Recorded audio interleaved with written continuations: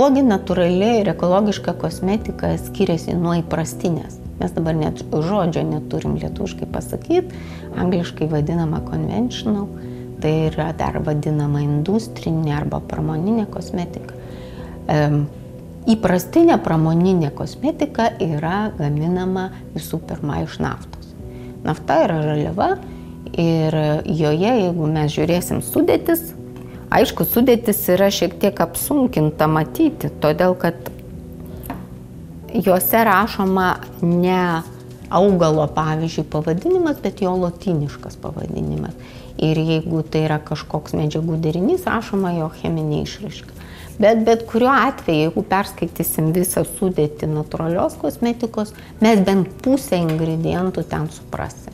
Jeigu skaitysime cheminės kosmetikos, tai greičiausiai suprasim vieną arba du. Tai pagrindas, bazė įprastinės pramoninės kosmetikos yra nafta ir naudojamas 1–2% kokio nors gėlių ekstrakto ar augalo ekstrakto, kuris paprastai atsiduria reklamoje. Pavyzdžiui, ramunėlių kremas, kur ramunėlių yra 0,1%. Arba ten koks salavijo kremas su vitaminais. Ir vitaminai tada greičiausiai yra, garantuotai yra sintetiniai. Natūralioj kosmetikoje cheminių medžiagų, viskas, kas mūsų perdirbta, yra cheminė medžiaga. Mes negalim sakyti, kad jinai ne cheminė, net jeigu iš natūralių ingredientų. Bet tai viskas yra aprašyta standartuose, bet joje žaliavos yra natūralios ir naftos chemija apskritai nenaudojama. Taip pat nenaudojami visi žinomi jau šiandien garsus agresyvieji ingredientai, tokie kaip parabenai, ftalatai, mineraliniai aliejai, DET ir kiti SLS, gudrus tie trumpinimai. Gerai jo žinoti, bet aš jau nenoriu labai akcentuoti, todėl kad surandami nauji analogiški, kurie nėra nei kiek geresni, mes anų ieškom, nerandam ir sakom, kad nu va, čia jų nėra. Bet yra koks nors kitas nei kiek negeresnis. Iš principo tą kosmetiką atskirti nėra taip sudėtinga.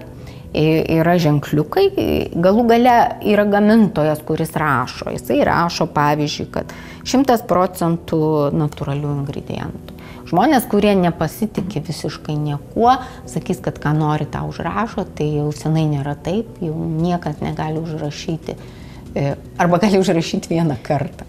Tai įmonės visos, ar tai būtų maisto ar kosmetikos, tokių cirkų nedaro ir jeigu gamintojas teigia, jis teigia, kad 100% ingredientų yra natūralūs, tai greičiausia taip ir yra.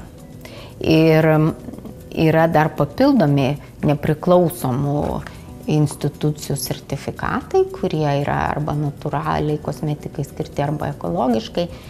Skirtingai nuo maisto jie yra skirtingi. Kiekviena šalis, pavyzdžiui, čia yra vokiškas ženkliukas, tai yra standartas BDIH, arba yra britų, tai Europoje pats reikliausias Soil Association ženkliukas, Demeter ženkliukas, tai, kuris už ekologišką dar yra reiklesnis, Natrų ženkliukas.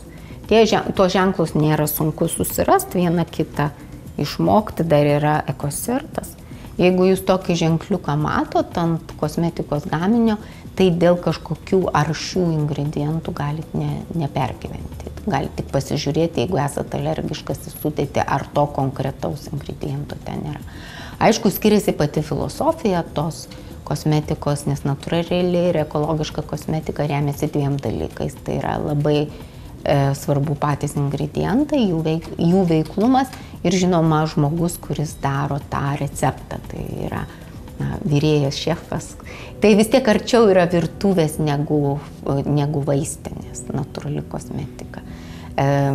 Pramoninė kosmetika, jinai arčiau fabriko ir tenai to atskiro žmogaus, kuris sukūrė tą receptūrą, nei jūs nei pajusit, nei pamatysit, tai bus normali, kaip gaminiui pridera reklama.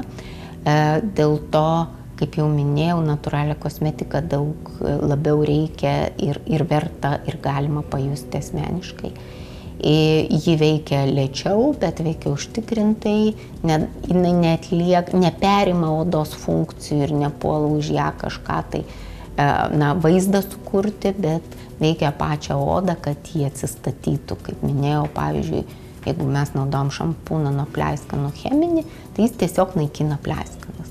Jeigu mes naudojam šampūną natūralų, kuris skirtas tokiai problemai, tai jisai visų pirma ramina, antrą drėkina ir greičiausiai veikia priešbakteriškai. Tai tokie yra pagrindiniai skirtumai tarp natūralios kosmetikos ir įprastinės. Kuo natūraliai nuo ekologiškos skiriasi, tai jau tik tai iš tų natūralių ingredientų, kiek jų yra užauginti ekologiškai. Tai bus skirtingi standartai, bet esmė šiuo atveju yra takoskyra yra pagrindinė tarp tos rimtai cheminės kosmetikos ir natūralios kosmetikos.